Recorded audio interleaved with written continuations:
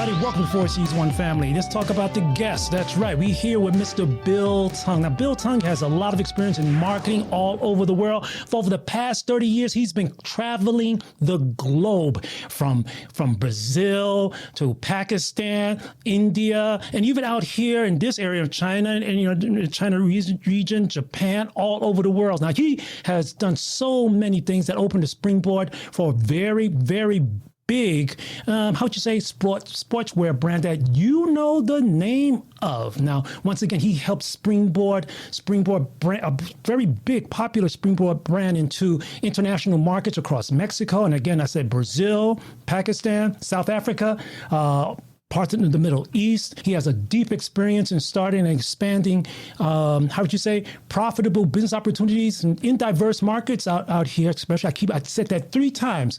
And, but we're going to hear more about this very, interesting man. And I'm so glad to have, you know who, Mr. Bill Tung on the stream. How you doing, Bill? How you doing?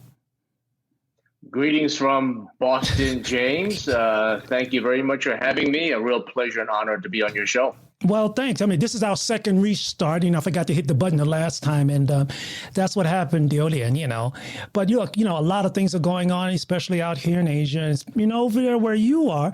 And the first thing I want to say is, how's the C-19 treating you and your family and the mass situation and inoculation and stuff like that? How's that going? Yeah, fortunately, we all got our Pfizer vaccines, but here in Boston, it's been touch and go. Certainly, we haven't suffered the Delta variant expansion as much as other states here. But with schools going back, K through 12 and university, I think that's a lot of concern. Mask, no mask, vaccine, no vaccine. So I've got 2 kids in college myself. So they're headed back in a few weeks. So hopefully they and their fellow students and everybody can stay safe. Wow. Yeah, that's a lot to handle at one time. And, it's the thing that, because you've been around the world, you've probably bumped into places that had all kinds of viruses everywhere. Maybe you can you probably have a hard time trying to explain that to people and, family back home and stuff like that. But I want to talk a little bit on how you see this, how it will shake up the market trends. And I'm not a market professional in any way. I'm not even going to act like that, It's like one of these television lawyers that say, I'm just a lawyer on television, What kind of shaking and baking you see that this will have? Now, I know this caused a lot of, export platforms to slow down. I mean, ports out here in Asia, especially, one person gets, this C-19 situation, everything has to shut down. Have you seen that causing a wave where, back home or any other parts of the world? And if so, to what level? Yeah, certainly we've seen this in the supply chain of manufacturing had slowed down or even stopped last year, and now things are picking up quite tremendously. So we see this putting a lot of cost pressure on materials and commodities and shipping. To ship a container from Asia to the United States, the cost of doing that is record all-time high. And so, there's quite a bit of a backlog, everything from automobiles to lumber prices. So this is a big challenge for the global economy right now, as it seems to be, everything just stopped last year and now picking up again. Right. So certainly we're facing up against inflationary pressures. But, I think this is a big challenge. And, for me personally, I lived in Hong Kong back in 2003 when we went early 2003 when we went through SARS and all wearing face masks. So obviously that was somewhat contained in the region. And this one is obviously much more significantly global impact. Right.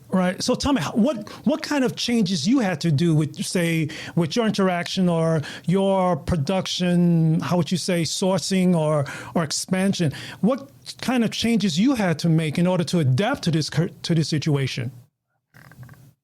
Yeah, I'm not so much on the sourcing side of the business, James, but certainly just doing business, that face-to-face travel obviously came to a screeching halt. So we all had to learn to do this.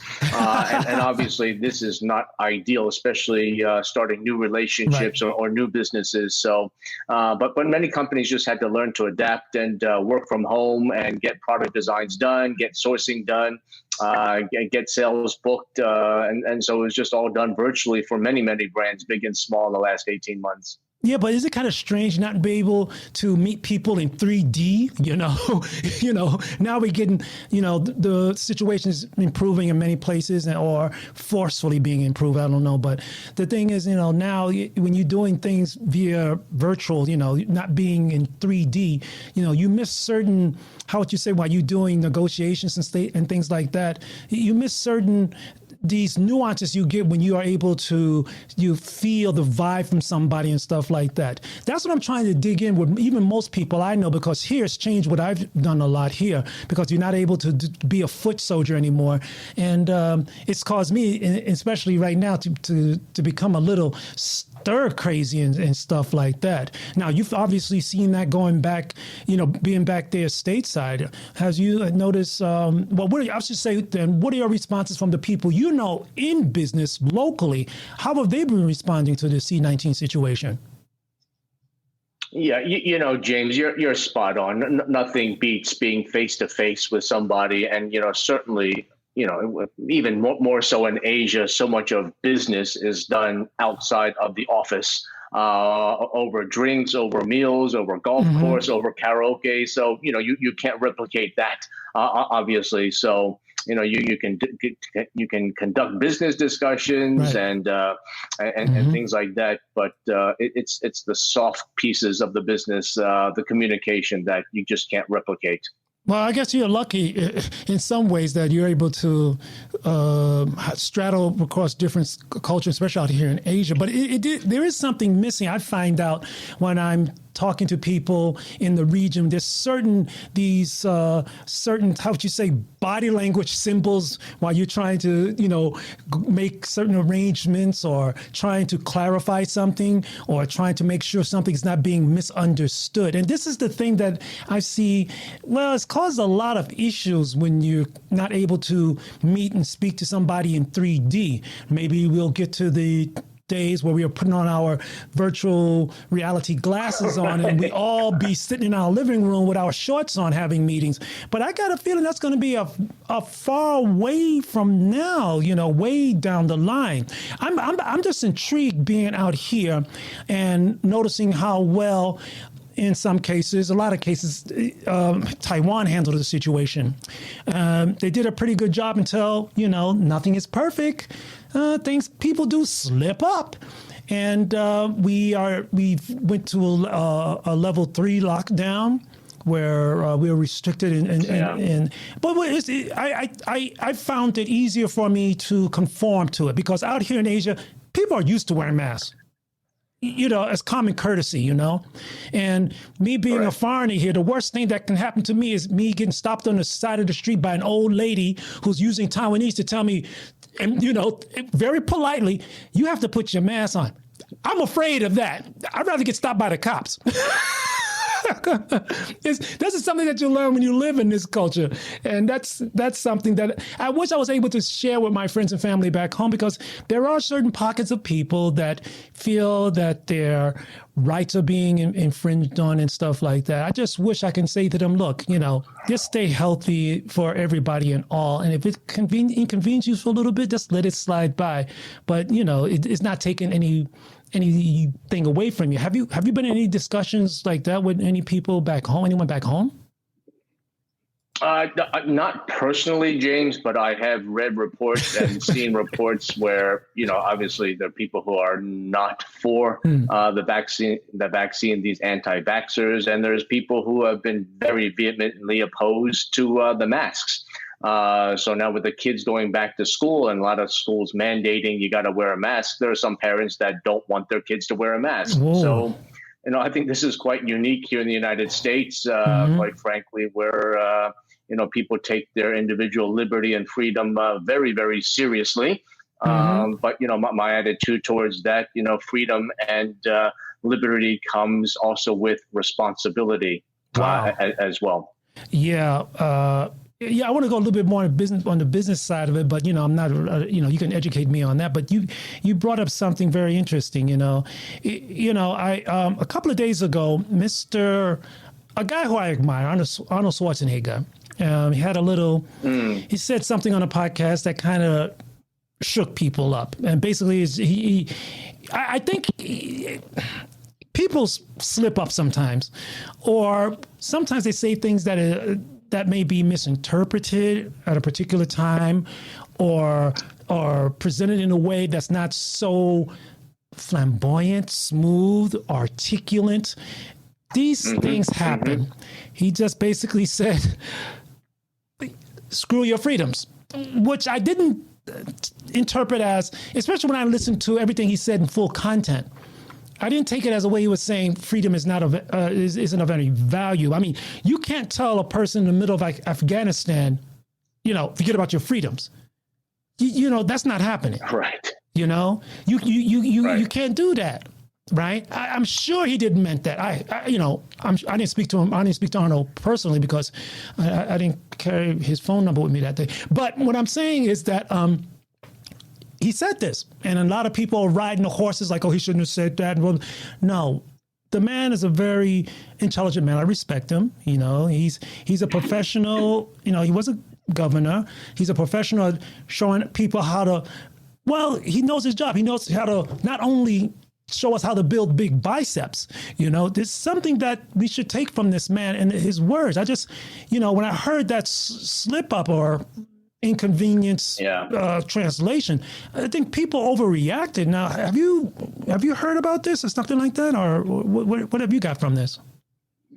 Yeah, no, I've seen the backlash in social media, and I think that's unfortunate because, as you know, we're in a soundbite society these days. So that's right. Where the news comes in 5-7 second clips that he said this. Well, what did he mean by that? And I think it just goes back at, our freedoms and our liberties. Yes, thank God we have them here in the United States. But you figure there's also a degree of responsibility to our fellow man, especially in the midst of a global health crisis, to help mitigate this. So I think everybody needs to do their part. And if that means, doing certain things of wearing a mask, this is what's being mandated now here in Massachusetts. I think it's if you've been vaccinated, it's optional to wear a mask indoors. If you haven't worn a mask, if you haven't gotten vaccinated, then it's mandatory that you wear the mask. So it's something that we need to deal with until COVID gets defeated. Yeah, sometimes I wonder the definition of freedom. Sometimes it's important. It is important as long as we don't make it selfish choices that doesn't help the community as a whole. And when I returned back to Asia, I was always wondering how nations out here were able to make these wonderful 3-year plans, and when I look back at home, back in the States, I rarely see, especially China is very good at making these 5 and 10-year plans. That's something you have to admire when you need to get things done. How you do it is a whole different way, whole different thought. But what I'm seeing back home is that this fracturing, this internal conflict is just tearing people apart. Where we're becoming, and I say we because I am an American, we become too, how would you say, over in flux with our right, and it's hard for me from this distance to actually get close enough to someone back home and say, there's another way to think about it. Why aren't people, from your point of view, this is, I'm putting you on a spot here, man, because I'm just at loss. I don't know who else to talk to, man. I'm locked up in a room. But what do you see that's causing people to not let go of some of the things they're holding on too tightly to? And it could be because of historical references. It could be because of financial inequalities. It could be because of a lot of things. Have you come up with a formulation with that? And I'm not able to pay you as my psychiatrist, but I would like to hear what you have to say. James, I think so many of us have not had the opportunity to spend significant time outside of the United States like you have and I have. And I think that's a shame. And I don't mean, a holiday to Cancun or a trip to Vancouver or something like that, but, studied abroad or spent significant time seeing the United States through a different lens. And I think when that happens, then I think you gain a greater appreciation of what we have here in the United States. It's not perfect here by any means, but you've traveled around the world. I've traveled around the world, and I think it's just that perspective of what we have and an appreciation for what we have that we should not take that for granted. Yes. But there's also just the degree of responsibility as an American citizen of what we should be doing to protect those rights as well, and the health and safety of our community. That's hallelujah on that. When you are able to see what other people don't have, and you become more humble. You become more humbled. I mean, the United States, we have friendly northern neighbors. We have relatively friendly neighbors in the South, to be honest. Absolutely. Sure, absolutely. They're not threatening us militarily, so absolutely. Yeah. And we surrounded by water. And, if you live in places like, especially out in Europe, right, where people speak most of the time 2 or 3 different languages, I'm working in Romania and everybody speaks 5 different languages. I'm walking down the street. I hear a telephone ringing in English. I hear a telephone ringing in Mandarin Chinese. 电话来了, 电话来了. I'm like, 嘎西郎, I'm like shocked, and it is the cultural thing, and it bothers me that how many Americans don't have passports? That bothers me. Yeah, absolutely. Obviously, there's a cost of international travel as well. Yeah. But and I think we're also spoiled that English is the global business language, and so it's easy to conduct business when other people have learned English as a second or a third language around the world. So very, very much those who are living in the UK, Australia, New Zealand, Canada, the United States very much have this significant privilege, quite frankly, of living in a world that's very much English based. Yeah, you just bring up another bell, and this allows me to go a little bit more about into the financing things, related topics. And I want to talk a little bit about, recently there's been some shaking up out here, especially out in China, as far as it's related to the education sector. And, there's reasons why they're doing this. They're having a declining population issue, and they have to be concerned, like any other nation, on how to keep the payments up for public services, healthcare, national defense, and stuff like that. So they made a move because, China did have the one-child policy, and that's a whole different storybook. But now they are encouraging people to have more children, and what that means is increase the population, so we have enough of monies in the coffer to pay for people's retirements, public services, military, stuff like that, because they do have this initiative called the Belt and Road Initiative that's supposed to be shooting down the line in other places, that they want to keep that going, and they have concerns about their borders and stuff like that. But the thing is, when it relates to the market trend, a lot of U.S. money is in the States. People, retirement funds, been put in big companies that take their money, invest their retirement funds in other nations, especially in China, which is education business is big.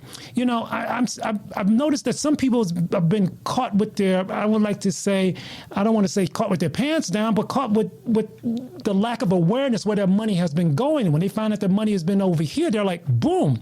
Now, have you seen any type of repercussions or wave back that's bouncing out from here back in the States that are particularly related to that topic? Well, yeah, certainly it's made the headlines of Wall Street Journal and the various news outlets. Certainly, the Chinese government lately, and certainly the crackdown on technology companies in China. And so I think it was estimated about $1 trillion in value of those collective companies has gone down in the last few weeks or months. So certainly, if you've been invested in a mutual fund here in the United States that's international or global, then you've got a little bit of your retirement and investments in China. So it's the world's second largest economy. So it's inevitable that you would have some, whether whether you know that or not. But it's also interesting what's happening about just I don't want to say the de-emphasis of education, but sort of cracking down on these private companies that have been providing educational services. So I think that the government's just wanting to have their finger in the pot of what is actually being taught privately outside of the government-controlled schools. But having said that, I think this emphasis on sport activities and being more on athletics, I think is a good thing because certainly, as you know, across Japan, Korea, Taiwan, and China, just the emphasis on academics, on education at an early age, it's not always healthy. It's not always for everybody, but there's this singular focus on that. So maybe that's just a broadening out of activities for younger people. Well, it was designed to also lessen the burdens, the financial burdens on people trying to raise family. But the thing is, nothing is never that simple. It's never that simple to just do one thing and it's going to solve everything across the board. There's still, how would you say, land property prices that are just high, and not only out here but everywhere in the world. That's an issue that we all have to contend to. And in some ways, though, you've done a lot of branding and stuff like that. You have to adapt to what is popular or what causes people to follow certain trends. And this is a repercussion, on what you do and stuff like that. And I'm sure you have to do a little bit of marketing tai chi to kind of like get across that and stuff like that. And I do understand this, even though I'm not near your level. I wish, and maybe I can get some free advice after this interview. But this is what I see, and maybe this will cause people to wake up, because the way things are done back home, we have states are done by the federal level, then we have a certain allocation of certain decision making done at the state level. So there's always a process back home where it always takes us a long time to get things done. These are the processes. Now, whether you want to call what's happening out here, especially with the neighbors next door in China, they get things done, root or crook. But this is something that I've seen me personally as a hindrance. But I do not have any other better way to have people feel confident in the government decision or even in their personal decisions on how things can get done at a faster rate. I don't know. I don't have a key to that, but it's just something I want to throw out there to not only you, but for anybody, for a solution to help us, especially back home, stay more united and stop this infighting. So that's what's shaking me up just more than just a little bit.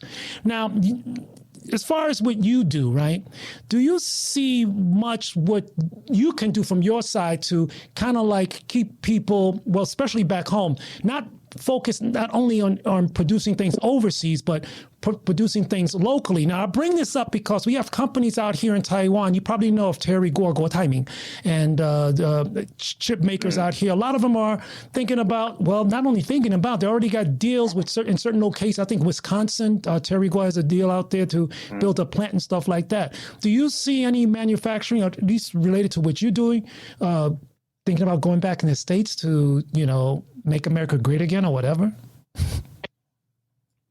Ooh, okay. Yeah, I think in the apparel and footwear space, very little is actually manufactured here in the States. Actually, one of the companies I worked for previously, New Balance, it's privately owned here in Boston. They actually own and operate about 7-8 manufacturing plants in the Massachusetts area. They're actually making athletic footwear here, not on a large scale. But it's privately owned, and the ownership family has been very committed in keeping those jobs and that manufacturing here. But that's at a very small scale. But I think that this is a trend that's going to start happening. And the thing is, it's cost, James, and yes. It's cost benefit, and that's where the challenge lies. If you want to be mass, if you want to have scale to do that in the United States in apparel and footwear, it is challenging to do so, and not impossible. But I think outside of that, certainly we've had various Asian automobile manufacturers that have invested heavily here in the United States in various locations. So I think that this trend will continue. Hopefully do so, because certainly the United States needs these jobs, certainly at the higher skilled wage labor levels. it's going to be a shaky situation for those, especially those skilled labor stuff like that. And you got Apple open up a company, a location in the United States making iMacs and stuff like that. Small scale, like you said.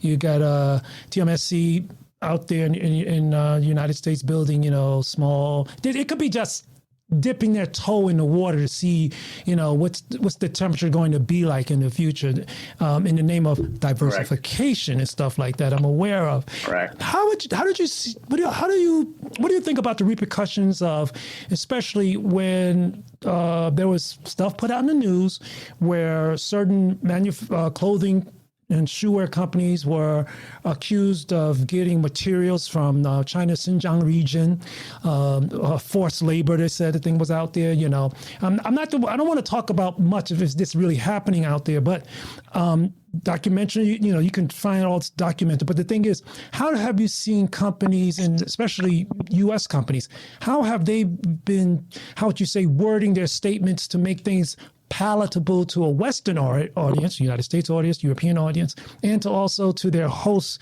manufacturing nation, China? How have you seen they are changing their wording or changing the taste palette of the way their words will be accepted by the public?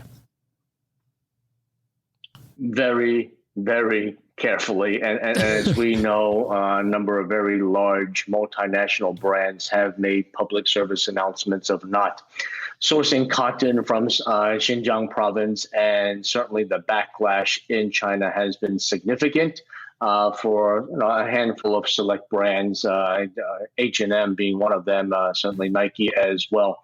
The fact is, James, when most people don't realize that almost all of the global apparel manufacturers do not own the factories themselves. It's sourced through third parties, manufacturing. And so if you're ordering you could be a factory owner yourself, James, in China. And if H&M is giving you the contract to manufacture T-shirts, then it's up for you to deliver those T-shirts. Now, where you source the raw materials, the cotton, H&M probably doesn't know. But now that this news has come out about the situation in Xinjiang, then they're telling their manufacturers, hey, okay, you can still supply us T-shirts, but you can't be sourcing cotton from that part of China. So yes, and this has been a very contentious issue in China. So there's been a significant consumer backlash on the situation, unfortunately. So on one hand, these multinational companies are compelled to stand up for human rights and do the right thing with public service announcements. But on the other hand, some of them have suffered financially with the downturn of business in China from the negative consumer backlash there. Wow. So damned if you do, damned if you don't. Yeah, I'm gonna put the dark hand because I've seen, and I'm sure you can come up with a lot of historical references yourself, where certain businessmen are just going to keep the business running, and that's just it. And that doesn't matter where you're from. It's just the way it is. And that's the reality in some cases. Some cases, not all cases. Public outlash or public opinion does carry a certain amount of weight. But so far, in some situations and in some nations, they have a different value on how they interpret that. But what I'm seeing is that, yes, they will have to make some adjustments, but in what way? Just on the surface adjustments? Or will they say, okay, we don't want any of this trouble. Okay, we'll take our manufacturing elsewhere. We all know that when it becomes profit, people really care a lot, just big companies, about their ROI, their return on investment. So they measure that out with their social investments. Now, I'm not a professional on that, but I'm sure I'll shake a lot of people up when I do say this. So that's something I can just keep going on forever about. But let's talk about another thing. Let's talk about the common folk back home. And I say back home, Boston, for example.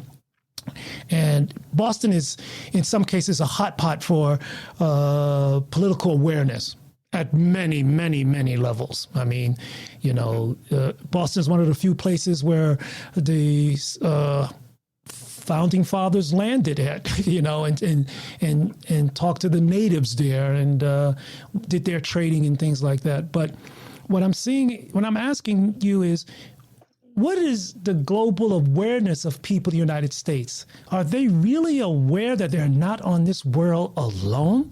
This is what bothers me. I see that smile. Okay, that's a can of worms. Yeah, I think the education K through 12, you may have a semester on world cultures or something like that, but no, it's pitiful, James. We Americans' understanding of what's happening around the world is really bad. In my international travels for 3 decades, the common assumption from people around the world is that you Americans know nothing about anything outside the United States. So, if I was going somewhere new to a new country, I always made a point to learn something about their government, their society, their history, their culture, their economics. And certainly I made my staff know that as well. They were flying around the world because they weren't just representing the company, they were representing me as well. So it didn't matter where they were going. I made my staff religiously read The Economist, just to get a global view of the world, politics, economics. Yeah, again, as we discussed, I think it's the privilege of having English as a global language right now, and certainly being very geographically isolated as well. But I think this issue of globalism or having globalists in the United States is something it hasn't improved from what I've seen over my lifetime. Yeah, it is important that people all over the world take the time to learn more about each other. And yes, English is the international language for trade, business, education. That's fine. But the thing is, for now, okay.